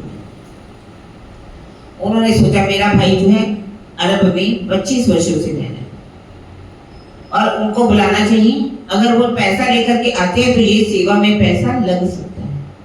एक पाती लिख करके दे देते हैं मेरा जी को कि आप जाओ और पहुंच जाओ अरब देश में खीरता भाई के। उसी समय फागुन का महीना चल रहा था। फागुन में नाव जा रही थी, समय हो चुका था नाव जाने का। बड़ी बड़ी नाव हुआ करते जिसमें पाल लगा दी जाती थी, जिसमें हवा के वेग से वो नाव चला करती थी। 40 दिन में अरब जाकर के पहुंचे। जैसे ही 40 दिन में अरब में पहुंचते हैं, खीरता भाई के पास पहुंच जाते हैं। खीरता भाई बहुत खुश होता है देख करके, अपने देश से कोई इतने समय बाद मुझे मिला। बिठाते हैं, हमको रखते हैं अपने घर में। अब सारे काम बताने लगते, ये मेरा ये कार्य है, ये कार्य है। वो समय लगता ही चर्चा सुनाना चाहते। देखो दुनिया की दौलत तो तुमने बहुत इकट्ठी की, दुनिया का इतना सामान तुमने इकट्ठा कर लिया, अब तुम्हें अपनी आत्मा के बारे में भी तो सोचना चाहिए। तुम्हारी आत्मा इस संसार में आई है तो तुम्हें उसको कल्याण करना चाहिए। हमारे घर में कैसे सद्गुरु महाराज आए, कैसे चर्चा सुनाती, कैसे लीलाएं होती, सारी बात। जैसे ही वो बात सुनाना चाहते हैं, खीरता भाई का दिल लगता है। वो कहते हैं अरे महाराज उससे पत्र लिख दिया, पैसा लेना है? हाँ मैंने लिख लिया, रजिस्टर में सारा। चर्चा सुनाना चाहते हैं बार बार, पर उनका दिल बिल्कुल भी चर्चा में नहीं, क्योंकि जीव सृष्टि है। कितनी भी उसको चर्चा सुनाना चाहो, कितना भी समझाना चाहो, उनके ऊपर कभी असर होता नहीं। जैसे ऊसर भूमि हो, कितना भी अच्छा उसमें बीज डालो, जल डालो, कभी भी बीज उगेगा नहीं। इसी तरह उनकी भूमि भी ऊसर थी, बंजर भूमि थी, जिसमें वो परम धाम का तारतम वाणी का बीज उग ही नहीं सकता। बहुत महाराज जी ने कोशिश की, जब देखा 4 वर्ष हो गए। एक दिन महाराज जी को कहीं काम पर भेज दिया, वो गए हुए थे पैसा लेने के लिए, क्योंकि उन्होंने सोचा अब तो 2 जने हो गए, और काम बढ़ाओ और काम बढ़ाओ। अनैतिक तरीके से बहुत पैसा कमाता था। अब जैसे कि कमाई करनी हो, किसी को 100 रुपया दिया 10 रुपए पहले ही काट लिए, उसका सोना भी रख लिया, सब कुछ रख लिया, हर महीने 10-10 रुपए लेते रहे बेचारा। 10 महीने में ही पैसा, सोना चांदी सब, पैसा भी ले लिया, ब्याज भी ले लिया। इस तरह से वो पैसा बहुत इकट्ठा करता। जब वो वापस आते हैं इधर, इनकी हृदय गति रुकने से इनका ध्यान खेता भाई वापिस आते हैं तो वहां का शेख सल्ला जो था, शेख सल्ले का दिमाग में आता है कि ये पैसा कहीं हिंदुस्तान में नहीं जाना चाहिए। उसने जाकर के गुदामों के ऊपर अपनी मोहर लगा दी, जितना घर में दौलत सारा उठा करके ले। मेरा जी जब आए पता चला कि खींचा भाई तो अपने जो धाम था, जिसका साथ बेकुट भी धाम है, स्वर्ग भी धाम है जीव सृष्टि के लिए, तो उसकी तो मृत्यु हो गई। पता चला शेख सल्ला जो है सारा पैसा हड़प चुका। उनके पास बहुत जाता है, शेख सल्ला के पास जाते हैं कि ये मेरे भाई, ये गांधी भाई का पैसा है। उनके भाई जो गांधी भाई है पत्र भी दिखाते हैं, ये मैं उनकी हुक्म से यहाँ आया हूँ, सतगुरु के हुक्म से आया हूँ, ये सारी धन दौलत उनकी खेता भाई की कमाई हुई है। पर शेख सल्ला पर कोई असर नहीं। उसके अंदर तो ये आ गया किसी तरह से भी मैं इनको पैसा देने वाला नहीं। शेख सल्ला सोचता है कि ये तो अपना हाथ जमाते रहेंगे, तो इनको ऐसा करिए समाप्त कर देना चाहिए। इनको पता चला कि शेख सल्ला अब मुझे मारना चाहिए। रातों रात वहां से चलते हैं, बगदाद की पहाड़ियों में पहुंच जाते हैं। प्रातः काल का समय हो जाता है। अब वहां जाकर के वजीर से मिलना चाहते हैं, लेकिन वजीर, वहां का जो वजीर आजम था वो मिलने ही नहीं देता। पाजी बहुत पैगाम लेकर के जाते हैं, अपना संदेश लेकर के कि मेरी अगर एप्लीकेशन पहुंच जाए उन तक तो मेरा कुछ हो जाए, लेकिन वो बात पहुंचने ही नहीं देता। एक दिन मैं पहाड़ी पर बैठ करके बहुत दुखी होकर के बैठे हुए थे कि मैं क्या करूं, कैसे करूं, मैं अपने सदगुरु का कार्य कैसे करके जाऊं। तो वहां पर धनी के जोश की शक्ति आरब के रूप में, आरब के रूप में कहते बेटा क्या बात, इतना उदास क्यों है। सारी बात बताते कि कैसे मेरे भाई जो शेख सल्ला ने जब खेता भाई का जो जितना पैसा था उनका लूट लिया, सारी बात अपनी बता देते। कहते चिंता मत करो, मस्कत बंदर का जो इमाम है आप वहां पहुंचिए, ये पत्थर लेकर के जिस समय वो जुमे की नमाज पढ़ने जाएगा वहां जाकर के उनका जो छेड़ा चटकना और अपने ये जो पत्थर है वो दे देना, और उनको कहना कि न्याय के दिन, जब न्याय का दिन होगा तो उस समय मैं अपना आपसे न्याय करवा लूंगा। और वहां पहुंच जाते हैं मस्कत के अंदर। वहां का जो राजा था, बादशाह, जैसे ही नमाज पढ़ने के लिए अपनी पूरी सैनिकों के साथ निकल करके जा रहा था, ये जोर के पास में जाते हैं और उनका छेड़ा जो है, अपना बागा जो उन्होंने पहन रखा था जामा, उसको पकड़ लेते, खींचते हैं, उनकी जो कश जो है टूट जाती। और जितने सैनिक उनको पकड़ने के लिए दौड़ते हैं तो वो बादशाह कहता है लात खौफ बनी, आप डरो मत, आप बताओ आपने ऐसा क्यों किया, बेटा डरो मत, आपने क्यों किया ऐसा। तब वो कहते हैं, पत्थर भी नहीं देते हैं, सारी बात बताते हैं कि मैं कैसे शेख सल्ला ने सारा हमारा धन हड़प लिया, जो गुदामों पर उन्होंने मोहर लगा दी, और ये पैसा मेरा भाई जो सतगुरु है उनका है, जगांगी भाई का है, मैं वहां लेकर के जाना चाह रहा हूँ। उन्होंने कहा ठीक है, मैं हम तुम्हारा, क्योंकि उन्होंने कहा यदि आप ऐसा नहीं करोगा, न्याय के दिन, हश्र का जब दिन होगा, जब अल्लाह ताला स्वयं न्याय की कुर्सी पर बैठेंगे, पल्ला छिड़क करके मैं आपसे अपना जो है न्याय करवा लूं। राजा डर गया। राजा ने कहा ऐसी जो बात है कभी कोई कह ही नहीं सकता। आज जो बात की है, उन्होंने कहा बेटा चिंता मत कर, प्रातः काल आ जाना, सबसे पहले मैं तुम्हारा न्याय करूंगा। प्रातः काल जब पहुंचते हैं, उन्होंने जल्दी में नाम तो पूछे, तब वो अपने सैनिकों के कहते हैं कि जाओ उस शख्स को ढूंढ करके लाओ जिसने रास्ते में मेरा पल्ला छिटका था, मैं आज उसका न्याय करना चाहता हूँ। जो सैनिक है ऐसे आवाज देकर के वहां से निकल जाते, वहां में राजा को पहले खड़े होते। कहते कि मैं उनको दोनों बाजुओं से पकड़ करके दोनों सैनिक बादशाह के सामने पेश करते। बादशाह इसको कहते, बताओ आज आप क्या चाहते हो? आपने कल कहा था कि मैं आपके न्याय के लिए बहुत भटका। कहते नहीं नहीं, सामने देखते कि उनका जो वजीर आजम है वो कांप रहे, कहीं मेरा नाम लगा दिया तो आज मैं मौत के घाट उतर जाऊं। पर उनका दिल इतना करुणा से भरा हुआ था, प्रेम का भरा हुआ था। उन्होंने कहा, राजा मैं तो सीधे ही आपके पास आया हूं। कहते कल सोचने लगे कि कल यही मुझे कह रहा था कि मैं 2 महीने तक भटका पर मेरी किसी ने बात नहीं सुनी। ये हिंदुस्तान के लोग कितने रहमदिल हैं। उनके दिल में एक ही बात हो गई आ गई कि मुझे अगर इसने मेरे साथ बुरा किया मैं इसके साथ बुरा नहीं करूं। कोई वेद का साला तुमको तो भला चाहिए 3 सरत धाम की ना छोड़ियो सुरता पीछे फिराइयो जी। पर हम तो किसी की गलती थोड़ी सी भी मिले ना उसको ढूंढते रहते, छिद्र ढूंढते रहते, कहां से किसका छिद्र मिले, कहां से किसकी गलती मिले, उसको पूरी तरह से और हवा देके जैसे आग जल रही उस पर घी डालते हैं ना, उससे ज्यादा भी हम तेल ऐसा डालेंगे जिससे आग और बढ़े। लेकिन मेराज ऐसे नहीं, वो समझ गए सारी बात। उन्होंने एक पार्टी लिख करके दे दी शेख सल्ला के नाम और अपनी मोहर लगा दी कि यदि तुमने इनका फैसला नहीं किया तो मैं जड़ मूल से तुम्हें उखाड़ दूंगा।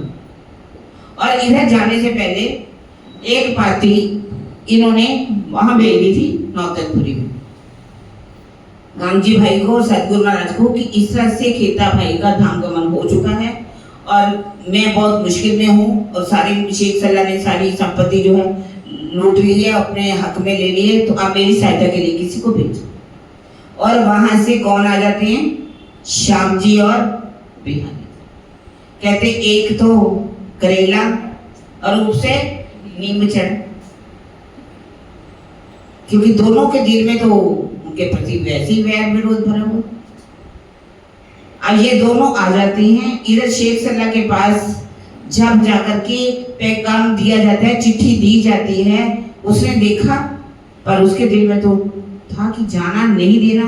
रातों रात गोदाम में आग, सब संपत्ति जो थी वो जल करके राख हो गई, घर राख हो गया।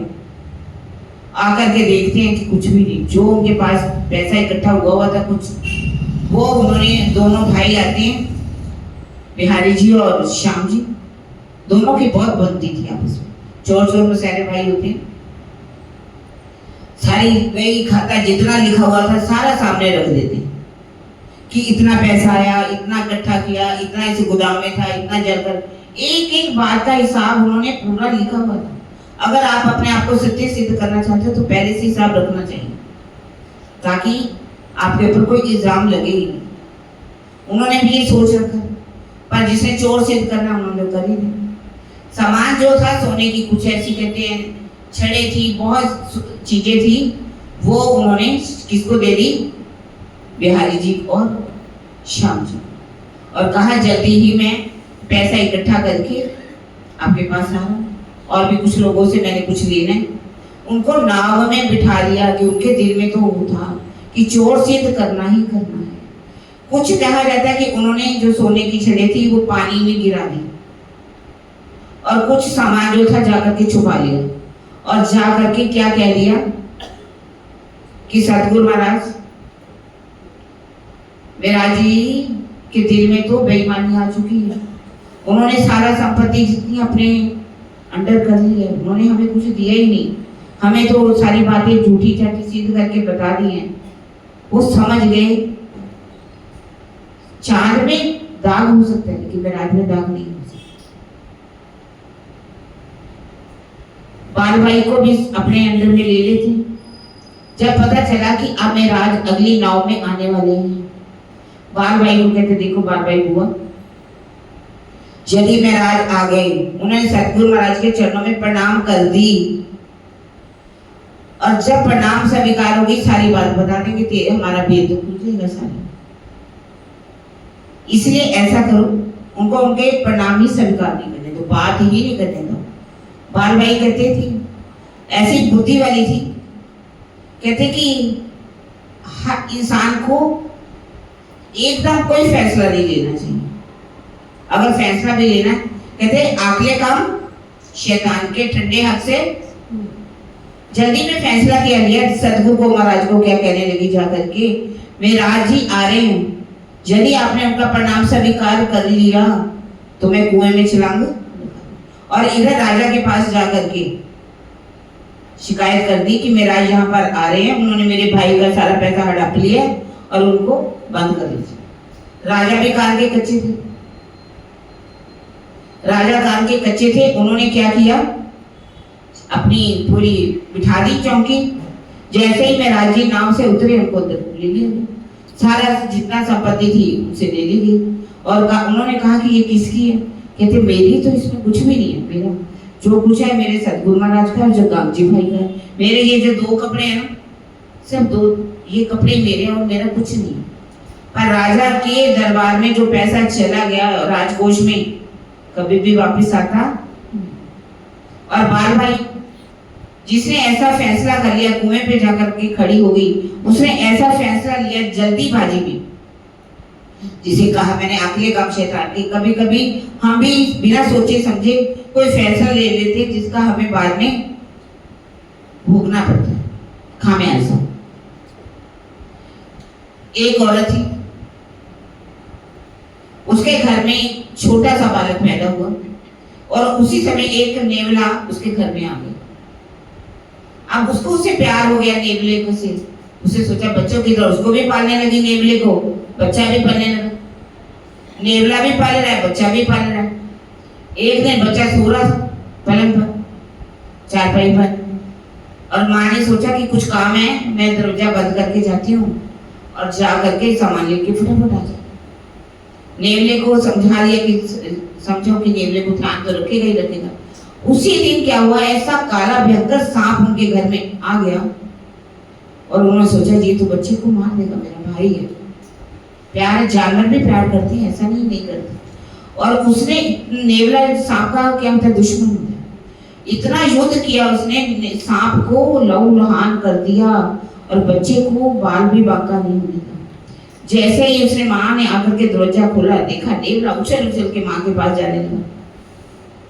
उसने कहा, सोचा कि आज मेरे बेटे को उसने आव देखा ना, तब उठाई कुल्हाड़ी, जोर से मारी नेवले के ऊपर। नेवला भी मर गया। अंदर जाकर क्या देखा, सांप मरा पड़ा और बच्चा तो आराम से सो गया। अब क्या हो सकता, आप पछताए पोत क्या, जब चिड़िया चुग गई। तभी कहते अगले काम शैतान के ठंडे हाथ से। जल्दी में कोई भी फैसला नहीं लेना चाहिए, पर फैसला बालबाई का इसमें कसूर नहीं था। राजी ने भी दिल में ले लिया था कि इनको मुझे क्या देनी है, विरहा में डूबूंगा। विरहा में डूबे बिना उनका दिल पवित्र नहीं हो सकता। पवित्र हुए बिना वाणी का अवतरण नहीं हो सकता। विकार सारे अंग के, काम करो दिमाग सो, विरहा बिना ना जले हुए नहीं दिल पाक। विरहा के बिना हमारा दिल पवित्र नहीं हो सकता, हमारे अंदर के काम क्रोध समाप्त नहीं हो सकते और उस प्रीतम की प्राप्ति हमें नहीं हो सकती। अब जैसे ही वहां से छुट्टी मिली राजा के पास से, धन दौलत होगी, पैसा तो गया, कमाया हुआ पैसा, धर्म का कमाया हुआ पैसा राज्य की सेवा में काम आ सकता है। अनैतिक तरीके से कमाया हुआ पैसा जा तो कहा आग में कुछ जल गया, कुछ पानी में डूब गया, कुछ राजा के राजकोष में। हमें हमेशा सेवा देनी चाहिए, लेकिन सेवा कैसी देनी चाहिए, हमारी खून पसीने की कमाई चाहिए। भले कम दीजिए, लेकिन 2 नंबर का पैसा यदि आप कहीं भी देते हैं आपको बचेगा नहीं, ये पैसा बचता नहीं। बड़े महाराज जी क्या कहा करते थे कि ये पैसा कैसा है, लोहे के चने के समान है। लोहे के चने को चबाना कितना मुश्किल होता है, इसे पैसे को भी चबाना उतना ही मुश्किल है, पचाना उतना ही मुश्किल है। जिसने भी इस पैसे पर नियत खराब की, उसकी आगे चल करके उसका हाल वो होता है ना, वो सोच नहीं पाता। ये पैसा, धर्म का पैसा जो है, अच्छे कार्यों में लगना चाहिए। पैसे के, इन पैसों की कमाई पर अगर हम अपने सुखों के लिए करते हैं तो ये हमारे शरीर के लिए भी हानिकारक है। लेकिन इन पैसे से अगर धर्म का पैसा है, अगर धर्म में ही जाता है, ज्ञान में जाता है, जागने में जाता है, तो ये पैसा आपके लिए बहुत लाभदायक है। आपके जागने के कार्य में अगर जाएगा तो आपकी दिल भी साफ होगा, आपकी जागनी अवश्य ही होगी। ये पैसा जो है अनैतिक तरीके से कमाया हुआ पैसा था, किसी काम में नहीं। अब मेरा जी घर सीधे नहीं जाते, सीधे सतगुरु महाराज के चरणों में जाते। जैसे ही सतगुरु महाराज के चरणों में जाकर के प्रणाम करना चाहते हैं, सतगुरु महाराज लेटे हुए हैं और उन्होंने क्या किए थे, पर्दा। वो देख रहे हैं कि जो बाल भाई है कुएं के पास खड़ी है। यदि आपने प्रणाम स्वीकार आज कर लिया तो मैं कुएं में चलाऊंगी। अब वो भी क्या सोचते कि आज मैं इनका प्रणाम स्वीकार नहीं करूं, क्योंकि यदि प्रणाम स्वीकार कर लिया तो ये जो औरत का जो दुख है, इसने जो छलांग लगा दी, अगर इसकी हत्या हो गई वो मेरे ऊपर आ जाएगी। ये राज्य करवा रहे थे, सब राज्य का किया हुआ था। ऐसा नहीं करते तो वो कभी भी अलग नहीं होते, विरह में नहीं डूबते, वाणी इत्यादि नहीं होते। राज्य भी अपने ऊपर, सतगुरु महाराज भी अपने ऊपर एक कलंक लगा रहे हैं। उनके ऊपर छोटा कलंक नहीं लगा। क्या सतगुरु महाराज को अंदर राज्य है तो उनको पता नहीं था कि इंद्रावती जी के आत्मा के अंदर, महाराज जी के अंदर कोई दोष नहीं है, वो ऐसा कार्य कर ही नहीं सकते। जिन्होंने 5 वर्ष 1713 में गए थे, 3 में गए थे, 8 में वापस लौटे, 5 वर्ष हो गए। जब उन्होंने बहुत कहा, सतगुरु महाराज आप मेरा प्रणाम तो स्वीकार कीजिए, मेरा प्रणाम तो स्वीकार कर लीजिए। पर जब देखा, सतगुरु महाराज ने आंख में उठा। अब उनके अंदर भी क्या जाग गया, सब अभिमान जाग गया कि जब तक आप मुझे नहीं बुलाएंगे मैं भी आने वाला। एक होता अभिमान और एक होता सब अभिमान। अभिमान किस बात का होता है, मेरे पास बहुत दौलत है, मैं बहुत रूपवान हूँ, मैं बहुत गुणवान हूँ, मेरी बहुत प्रतिष्ठा है, मुझे लोग पहुंचाते। तो ये इस बात का तो अभिमान होता है। लेकिन इनके अंदर क्या जागृत हो, सब अभिमान कि जब तक आप नहीं बुलाओगे मैं भी आने वाला। लेकिन बाद में इस बात का उन्होंने इतना दुख किया कि यदि आपने किसी के ऊपर समर्पण कर दिया, किसके ऊपर श्रद्धा ले आए, सब कुछ उनको मान लिया, तो फिर अभिमान क्या, सब अभिमान क्या। यदि वो लिखा हुआ है मानिए कठौती के अंदर कि उसी समय, कुछ समय वो वहीं पर बैठ जाते। एक ना एक तो देवचंद्र जी का दिल पिघल था, वो उनको बुला लेते कि अब उन्होंने ये बात तो दिल में ले ली कि अब जब तक आप नहीं बुलाओगे मैं भी आने वाला नहीं। घर में चले गए, सावलिया ठाकुर घर में 2 वर्ष तक कितना विरह करते हैं। जैसे भी कोई त्योहार आता है, खटूती में इसका बहुत सुंदर वर्णन, खटूती ग्रंथ में 2 प्रकार का विरह किया है। एक ये विरह है सतगुरु के प्रति, एक विरह सतगुरु के प्रति, एक विरह ये है कि उनके धाम हृदय में विराजमान हो गए राज्य की सुंदर सामने उनकी स्वरूप की पहचान है। राज्य के लिए भी वो बहुत विरह करते हैं। अब वो विरह करते हैं जैसे ही होली का त्योहार आ जाता, कहते हैं कि हे सतगुरु महाराज आज होली, आज आपके साथ सब सुंदर साथ बैठे हो, आप सबके ऊपर रंग डालने होंगे, आपको सब रंग लाल गुलाल से कैसे रंगेंगे आपको, आप भी सुंदर साथ को रंग लगाओगे। एक मैं ही अभागी हूँ,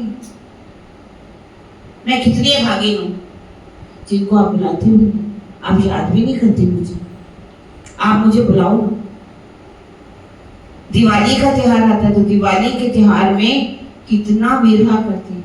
आज दिवाली है, आज सबने बड़े अच्छे से नए कपड़े पहने होंगे, सब खुशी मना रहे होंगे, पर मैं आपके लिए तड़फ रही हूँ। ये विरह खटूती ग्रंथ में 6 ऋतुओं में उन्होंने किया। 6 ऋतुओं में कैसे, जैसे अभी शरद ऋतु आई, अभी वर्षा ऋतु चल रही है, वर्षा ऋतु में भी कितना विरह करते हैं। वर्षा का मौसम है, श्रावण का मौसम है, जो पति भी घर अपने गए होते हैं वो भी वापस लौट जाते हैं। पानी की पूरा जो पानी है भर गया पूरी तरफ, चारों तरफ से, लेकिन एक मैं भागी हूँ जिसको आप नहीं बुला रहे। शरद ऋतु में आज पूर्णिमा का दिन है, पूरा चांद कैसे खिला हुआ है।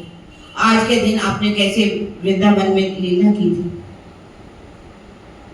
उनका कैसे आप सुंदर वर्णन करके सुनाया करते थे, और मैं इस वर्णन से आज वंचित हूँ, आप मुझे नहीं बुला रहे। होली का त्योहार आता है तो होली के लिए, राधा अष्टमी का भी बहुत सुंदर वर्णन करते कि आज राधा अष्टमी है, तो आज तो आपको मुझे बुलाना चाहिए, आज भी नहीं आप बुला रहे। इस तरह से विरह जब करते हैं, इसका खटूती ग्रंथ में बहुत वर्णन है। और एक भजन जहाँ पर बहुत अधिक सुंदर साथ भी बोलते हैं, लेकिन कब बोलते हैं वो, जिस दिन पंचमी का दिन है, उनको कैसे अंतर ध्यान हो जाती है, वो उसे बोला जाता है। लेकिन जहां तक मैंने भी दीन भिखारी जी की भी बीतक पढ़ी है, उस बीतक में मीरा जी अपने सतगुरु के लिए विरह करते हैं। विरह में कैसे वो भजन बोलते हैं, मुझे जितना जैसा आएगा सुंदर साजी में सुनाऊंगी, मुझे बहुत अच्छा तो नहीं आता।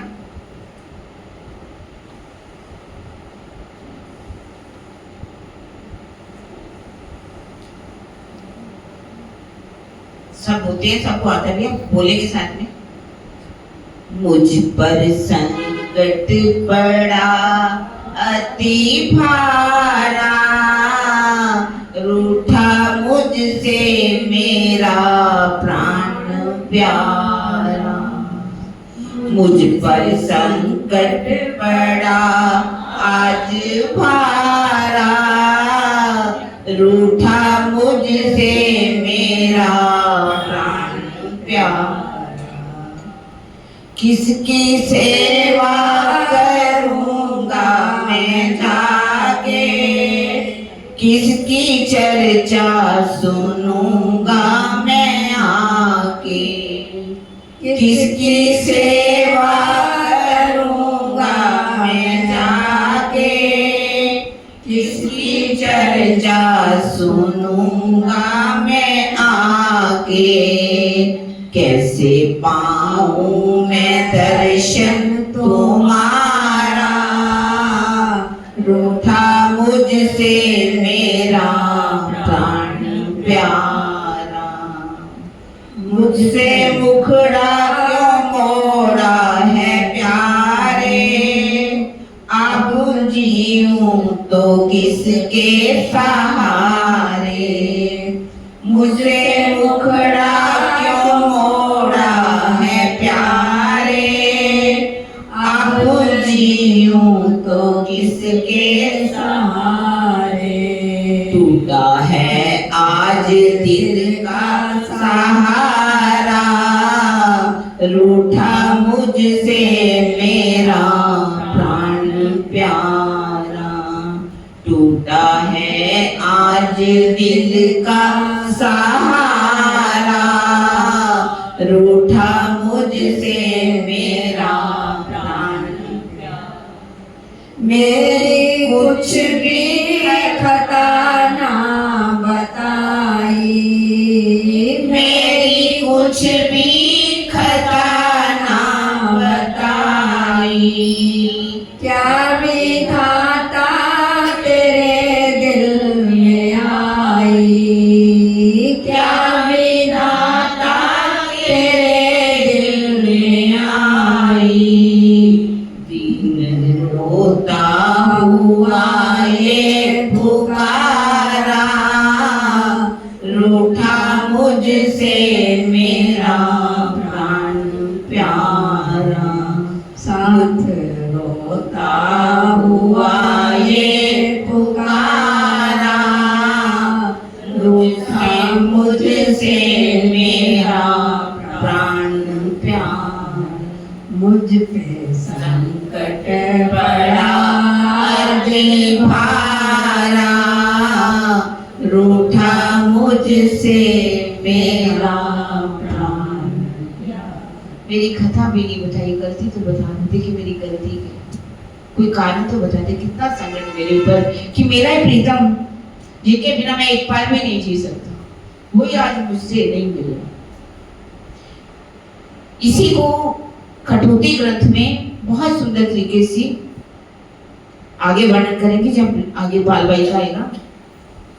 अब वहां पर रहते हुए 2 वर्ष बीत जाते। अब सांवलिया ठाकुर की पत्नी है सीता।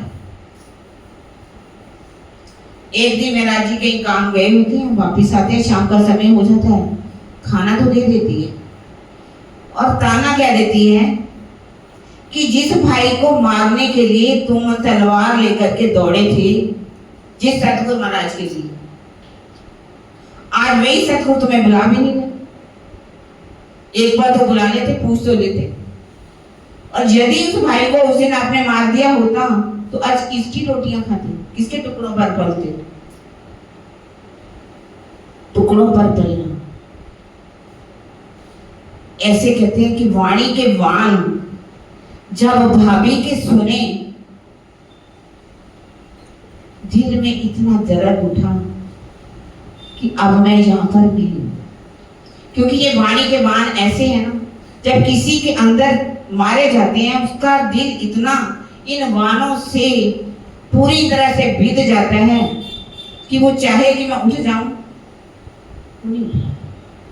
कहते वाणी के बाण जो है ना, जो बड़े बड़े योद्धाओं को बर्छे से जब मारा जाता है, तलवारों से काटा जाता है, उतना दुख नहीं होता जितना दुख वाणियों के बाणों से, ये वचन उसके बाणों से हो। यदि कोई एक वृक्ष हो, उसको काट दिया जाए, वो फिर से भी हरा भरा हो जाए, लेकिन जो जिसको बाण चुभ जाते हैं, वो मानसिक रोगी ऐसा हो जाता है कि उठना चाहकर के भी नहीं। तो ये वाणी के वचन गलत किसी को भी नहीं बोलने चाहिए, किसी का दिल नहीं दुखाना चाहिए। तुलसी मीठे वचन से सुख बुझत जाऊं, और वशीकरण जे मंत्र है ताजिदो वचन। ऐसे वचन किसी को नहीं बोलने चाहिए। ये वचन ऐसे हैं ना, यदि जैसे कि द्रौपदी को आपने सुना है, द्रौपदी ये गलत शब्द नहीं बोलती कि अंधे का पुत्र अंधेरा, तो क्या महाभारत का युद्ध होता? ये वचन कितने कठोर थे, अंधे का पुत्र अंधा ही होता। महाभारत का युद्ध हो गया, 50 लाख लोग मारे गए, और ऐसे ही वचन सीता ने किसको कहे थे? लक्ष्मण। कब? जब वो ढूंढने के लिए हिरण कहा गया, सोने का ऐसा नहीं था, सोने का हिरण नहीं था, एक ऐसा जानवर था जिसके जबाड़े थे, उसको मारने के लिए रामचंद्र जी वहां चले जाते हैं, और काफी समय तक जब वापस नहीं लौटते तो सीता कहती है जाओ आप रामचंद्र जी को ढूंढ के आओ, मेरे पति बहुत समय से आएंगे। क्योंकि रामचंद्र जी ने कहा था तुम्हें छोड़ना नहीं है, सीता का ध्यान रखना है। लेकिन सीता ने क्या कह दिया कि तुम्हारी नजर मेरे ऊपर हो चुकी, तुम चाहते हो कि भाई राम समाप्त हो जाए और मैं आपको पालू। ऐसे वचन सुन करके लक्ष्मण जी का दिल भी पूरी तरह से तड़फ गया। उन्होंने पूरी तरह से लक्ष्मण रेखा खींची, लेकिन सीता ने उन वचनों का पालन नहीं किया, रावण जिस करके उठा करके, और इसी वचनों के कारण ही युद्ध हो गया। वहां पर भी कितनी दुनिया, कितने लोग, कितने सैनिक मारे गए, किसके कारण? इन्हीं वचनों के कारण। इसलिए कहते हैं कि कभी भी वचन ऐसे नहीं बोलने चाहिए जो किसी के दिल को चुभ जाए। ऐसे वचनों को सुन करके अब वो घर से निकल जाते और जाकर के धरौल देश में कला जी के पास नौकरी की मांग करते। कला जी जो है उनको नौकरी दे देते हैं। वो रख लेते हैं नौकरी में, क्योंकि वो बहुत अच्छी पहले ही वजीरगिरी का काम तो कर चुके, इतना अच्छा कार्य करके सारा ही राजा जो है उनको कार्य सौंप देते। 2 साल वहां पर हो जाते हैं उनको उनके पास रहते हुए। 2 साल के अंदर 8 महीने तक उनको कहाँ जाना पड़ता है? गुजरात में अहमदाबाद के राजा के पास, बादशाह के पास कर देने के लिए, टैक्स देने के लिए। और वहां जाकर के टैक्स जब देते हैं वहां पर पूरे कई कार्य होते हैं, बार बार राजाओं के पास झुकना पड़ता है, आलमपना ना जाने क्या के शब्दों से उनको बार बार झुकना पड़ता है। तो उनके दिल में एक चोट लग जाती है कि मैं ऐसे राजा हूं जो शराबी हैं, ख्वाबी हैं, ऐशी हैं, मैं अपने सतगुरु के महाराज के चरणों में क्यों ना झुक जाऊं, मैं उनके पास क्यों ना चला जाऊं। ऐसा दिल में दुखी होकर के जब वापिस आते हैं, कला जी को कह देते हैं कि कुछ समय बाद मैं ये कार्य मुझसे नहीं हो पाएगा। इधर सतगुरु महाराज की अंतर ध्यान का समय और वो कहते हैं कोई जाओ और जाकर के बुला के लो। सबसे पहले बाल भाई को भेजा जाए। बाल भाई आती है, ये नहीं कहती कि सतगुरु महाराज आपको याद करें, क्या कह रहे हैं, अब तुम्हें आ जाना चाहिए, वो हो गया, माफ कर देना चाहिए, छोड़ो आप आ जाओ। कहते ठीक है, मैं जल्दी जैसे कोई राजा मिलेगा जहाँ पर काम के लिए नियुक्त होगा विजयी तो मैं आ जाऊँ। फिर सतगुरु महाराज के पास जाते हैं। सतगुरु महाराज कहते कोई तो जाओ, बुला करके लाओ, मैं राज को बुला करके लाओ, अब मैं धाम दरवाजे द्रावती ठाड़ी करे रुदन। कहते जाओ बिहारी जी तुम जाकर के लेके आओ।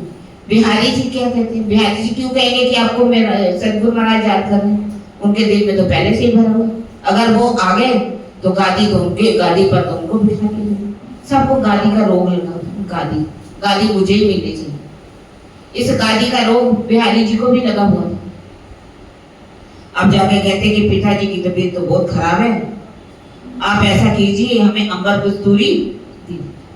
अंबर कस्तूरी जो होती है मृग की नाभि में पाई जाती है, जिसके अंदर ताकत इतनी होती है कि यदि कोई खा ले तो बहुत शरीर में हिष्ट पुष्ट हो जाता है, तंदुरुस्त हो जाता है। और एक अंबर ऐसी होती है कि कई तरह से मिला करके उसकी एक अफरक तैयार की जाती है, वो भी दे देते हैं हमको। अब जब वापस फिर से जाते हैं, फिर कहते हैं वो जाओ और बुला करके लेके आओ मेराची को। फिर आते हैं बिहारी जी। बिहारी जी कहते हैं कि पिताजी के शरीर में बहुत दर्द हो रहा है, तो आप कोई दवाई दे दीजिए। फिर दवाई कहते क्या पिताजी सतगुरु महाराज मुझे याद नहीं कर रहे? कह रहे आपको सतगुरु महाराज याद करेंगे तो आपका मुख भी नहीं देखना चाहिए, आप तो चोर हो। वहां पर तो एक ही आवाज है, लोग क्या कहते हैं, गली गली में चोर है, मेरा ठाकुर चोर है, तुम तो चोर हो, चोरी की वो तुम्हारा मुख क्यों देखना चाहेंगे, तुम्हें नहीं आना। फिर वापस आ जाते हैं सतगुरु महाराज, फिर से कहते हैं उस समय राज को बुला करके लेके आओ जो मेरे लिए भजन बना बना करके बोला करता था, जान कोड़ धड़ धड़ धड़ कोड़ मत्थन, मत्था मत्था कोड़ मुंह मुंह कोड़ जीभ। आगे बैठे भाई हिजरा मिट्टी तू हिजा ताजे गुड़े गिनन भाल तो ही जेही गिड़ी पूजे से ना सदन। उसमें राज को बुला करके लाओ जो मेरे लिए क्या भजन बोला करता था, मेरा जो शरीर है उसके ऊपर करोड़ों धड़ लग जाए और धड़ में करोड़ों मुख हो और मुख में करोड़ों करोड़ों जीवाएं हो और इन पूरी जीवाओं से अगर मैं अपने सतगुरु महाराज के गुणों को गिनना चाहूं तो नहीं गिन सकता। समय तो हो गया सुंदर जी, 5-7 मिनट की और है, अगर कहो तो कर सकते आज थोड़ी सी हो जाएगी है। अब कहते हैं उसको बुला करके लाओ जो मेरे लिए कितने भजन बना करके बोले। और इसी बात को प्रकाश हिंदुस्तानी में कहते हैं कि मैं अपने सतगुरु महाराज के गुणों को नहीं गिन सकता। अगर मैं सारे 14 लोगों के ब्रह्मांड की धरती को सीधा कर लूं, कागज बना लूं और पूरी वनस्पतियों की कलमें बना लूं और पूरा जो जल है उन जल के 7 समुद्रों का जल लेकर के उसकी स्याही बना लूं तो मैं अपने सतगुरु महाराज के गुणों को नहीं गिन सकता। अब तो बालबाई भागती है, कहती है कि बालबाई कहती भागकर कहती कि मेरे कारण से सतगुरु महाराज इतना दुखी हो रहे हैं, तो मुझे बुला करके लाना चाहिए। अब कहती है कि महाराज तुझे इतने बुलावा आए, तुम क्यों नहीं आ रहे? कहते मुझे तो किसी ने कहा ही। कह रहे सतगुरु महाराज तुम्हारे लिए कितने दुखी हो रहे हैं, तुम्हें चलना चाहिए। तुम्हें सतगुरु महाराज याद कर रहे हैं, तुम्हारे लिए दुखी हो रहे हैं। इसी बात को खटोटरी में बहुत वर्णन किया है। उद्धव किसे कहा गया? उद्धव बालबाई को, क्योंकि बालबाई कहती है ना तुम्हारे कारण सतगुरु महाराज बहुत दुखी हो रहे हैं। और उद्धव ने भी क्या कहा था कि तुम कन्हैया को भूल जाओ, तुम उस परमात्मा को याद करो जो सर्वव्यापी है, सब जगह है पर। और वो कैसे पा सकते? योग के द्वारा। योग के द्वारा तुम्हें मिलेगा। कहते योग कहाँ रखे? जहाँ रोम रोम। कहते तुम तो उद्धव और बालबाई को उद्धव का कहा गया। आखिर का प्रकरण कठोती ग्रंथ का पढ़ेंगे ना। कहते उस उद्धव ने कहा कि तुम उस कन्हैया को भूल जाओ, वो तो अब तुम्हें याद ही नहीं करती। क्यों? क्योंकि वहां पर जितनी भी बहुत स्वरूपसियां हैं, 8 उनकी महारानियां थी, वो तो उनके चक्कर में फंस चुकी। अब तुम्हें कौन याद करता? तब वो कहती है कि अगर वो हमारे नंद कुंवर होते तो हमारे ऊपर रीझ जाते। अब वो हमारे नंद कुंवर, क्योंकि सतगुरु महाराज होते, आगे जैसे बिहारी जी गादी पर बैठे, कहते अगर वो हमारे सतगुरु होते तो वो हमारे ऊपर मरते, वो हमारे ऊपर कुर्बान हो जाते। अब वो बिहारी जी जब गादी पर बैठे जाएंगे, वो हमारे सतगुरु महाराज नहीं है। और अक्रूर, अक्रूर किसे कहा गया? बिहारी जी को। बिहारी जी को अक्रूर कहा गया। उन्होंने तो, अक्रूर ने कहा था कि तुम्हारे मामा तुम्हें याद कर रहे हैं। उन्होंने तो यही कहा था ना, मामा याद करे, सत्य बोला था। और जो बिहारी जी हैं उन्होंने भी कहा कि आपको उनकी तबीयत ठीक नहीं। लेकिन उद्धव जो बालबाई को कहा कि बालबाई तूने तो ऐसा कार्य किया, हमारे और सतगुरु के बीच में पर्दा करवा दिया, हमारे की जुदाई करवा दी, तो मैंने प्रणाम ही स्वीकार नहीं किया। ये तूने कितना दुष्ट कार्य किया है। तुझे भी इतना ही जुदाई में तड़फना पड़ेगा जितनी जुदाई में मैं तड़फ रहा हूं। तुमने मेरी जुदाई करवा दी अपने सतगुरु महाराज के साथ। इस तरह से बहुत ही अधिक वर्णन कठोती ग्रंथ में आता है। अब ये वर्णन बाद में होगा। और कठोती जब वाणी उतरेगी उसमें उन्होंने लिखा, अब जैसे ही सारा कार्य, कहते हैं कि राजा अब मुझे ये कार्य नहीं होता, मैं अपने सतगुरु महाराज के पास जा रहा हूँ। सतगुरु महाराज के पास जैसे ही जाते हैं, प्रणाम करते हैं। कहते कौन आया? कहते इंद्रावती जी की आत्मा, महाराज की आत्मा। खुश हो जाते हैं, शरीर में ताकत आ जाती है। महाराज तुम आगे अब जाओगे तो नहीं? कहते नहीं। प्रणाम स्वीकार करते हैं। कहते कि कार्यभार सारा करके आए हो या फिर जाओगे? कहते नहीं, मैं सारा कार्यभार छोड़ करके अब मैं आपके चरणों में आ गया। सारी बात बताते हैं अपनी, कैसे कैसे मैं अरब देश में गया, अरब में मेरे साथ क्या हुआ, कैसे मैंने सारा पैसा इन दोनों भाइयों को दिया और सारा बाकी पैसा राय दरबार में चला गया, कैसे मेरी गलत मतलब इन्होंने शिकायत लगा दी। सारी बात सुनते हैं। बिहारी जी भी सुन रहे हैं, वहां बैठे हुए हैं। बिहारी जी कहते हैं, उसके बाद कहा जाता है कि भोजन आए। भोजन जैसे उनके महाराज जी के सामने रखा गया तो उन्होंने बड़े प्रेम से कहा, बिहारी जी आप भी मेरे साथ भोजन करो। जिसके साथ कितना दुखी किया उन्होंने, कितनी जुदाई करवा दी, फिर भी प्रेम कर रहे हैं बिहारी जी। तो वो कहते हैं दोनों सैनियों में क्या बात हो रही है? कह रहे महाराज जी कहते हैं कि मैं इनको कह रहा हूँ कि भाई मेरे साथ भोजन मिलकर के करें। कहते तो परम धाम की दोनों आत्माएं हैं, तो भोजन क्यों नहीं कर लेते? क्योंकि कौन सी आदत थी उनके अंदर? रतनबाई की, बिहारी जी के अंदर रतनबाई की। लेकिन जागृत नहीं हुई ना, क्योंकि उन्होंने चर्चा कभी सुनी नहीं। उस रूप का वर्णन भी करते थे, सब वर्णन करते थे, ये वहां सुनते ही नहीं थे। थोड़ा बहुत निकलते बैठते सुन लेते थे। उनके ऊपर वाणी का कोई भी असर हुआ नहीं था, पर उनके अंदर ऐसा नहीं था कि आत्मा नहीं था, आत्मा थी। आत्मा औरंगजेब के अंदर भी थी, आत्मा शकुंतल के अंदर भी, छत्रसाल जी के भी अंदर थी। छत्रसाल जी ने कुर्बानी दी तो शोभा मिली, साकुमार को शोभा वो नहीं मिली, शोभा जब मिलनी है उनको तभी मिलनी है। इस तरह से उन्होंने कहा कि तुम दोनों, पर फिर भी उन्होंने कहा कि मैं भोजन करूंगा तो सही, पिताजी का कहना, तो उसमें क्या लगा दी, एक आधा तुम्हारा आधा। बाद में 22 दिन तक इकट्ठे रहे, 22 दिन तक उन्होंने जागनी के कार्य में जितनी भी जागनी कैसे होनी है, इंद्रावती जी को सारी शोभा दे दी कि तुमने ही 12,000 आत्मा को जागृत करना है, तुम्हें ही शकुंतल और साकुमार को भी जगा करके लाना है। सारी बातें जब बता दी, 22 दिन तक इकट्ठे रहे और उन्होंने सोचा कि ये मेरा जो है मेरे बिना मेरी जुदाई की नहीं सहना। दिन बुधवार का था, चतुर्दशी। उस दिन उन्होंने कहा कि आज तुम घर जाओ। वो आज तक इतने समय से अपने घर नहीं गए थे, आज अपने घर में वापस लौट करके उसी रात चतुर्दशी का दिन था, उन्होंने क्या कर दिया, अपना अंतर ध्यान की लीला।